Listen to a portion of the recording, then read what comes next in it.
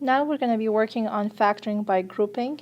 As you can see, we have 1, 2, 3, 4 terms.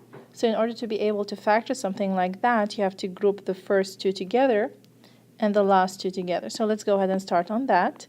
So we're going to group these together and these two terms together. Now, once you do that, the next step is going to be to find a GCF between these two terms. So what's common between 8x to the third minus 64x to the second? I can see that there's an 8, so I'm going to take an 8 out. I can also see that this is x to the third and this is x to the second, so there's an x to the second in common. So 8 divided by 8 is just a 1, so when you factor 8 out of 8, only 1 is left.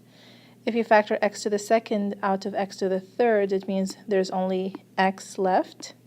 If you want to distribute to check, 8x to the second times x is 8x to the third. Now, if you factor 8 out of negative 64, you're going to get negative 8. And since you factored the x squared out, so nothing is left, so then this would be it. Now, again, you can always distribute to check. So 8x to the second times x is 8x to the third. 8x to the second times negative 8 is negative 64x to the second. Now, let's look at the last two terms. This is x and this is a negative 8, so there's nothing in common. So let's just put 1 on the outside to remember.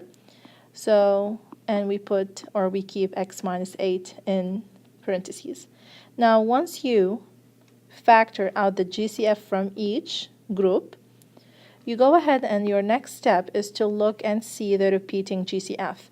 As you can see in the first one, you have x minus 8, and the second one you have x minus 8, so that's going to be your repeating GCF.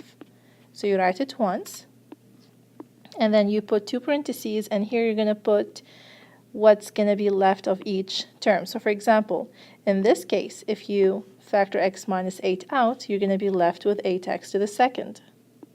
And the second one, if you factor x minus 8 out, you're going to be left with plus 1.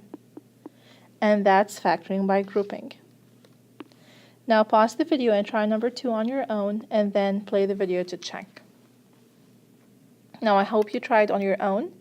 I'm going to group the first two together and the last two together.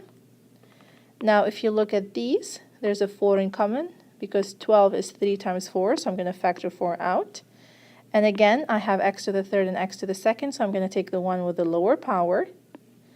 So if I factor 4x to the second from this one, 4 is gone, but there's an x left, so there's going to be an x.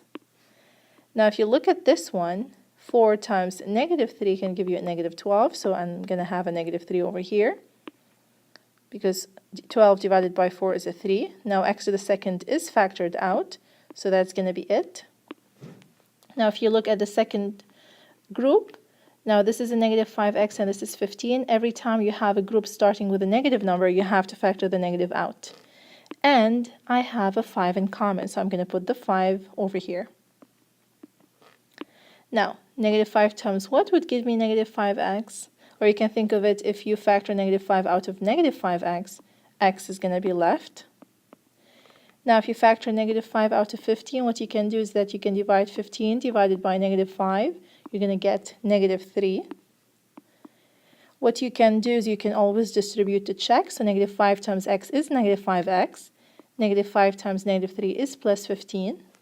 So I'm good. And at the end, if you want to double check if your work is right, you always have to end up with a repeating GCF. So the repeating GCF is x minus 3. If you look at the first term, in here, if I cross out x minus 3, I'm going to be left with 4x to the second. In the other one, if you factor x minus 3 out, you're going to be left with negative 5. So this is factoring by grouping. I hope this tutorial was helpful.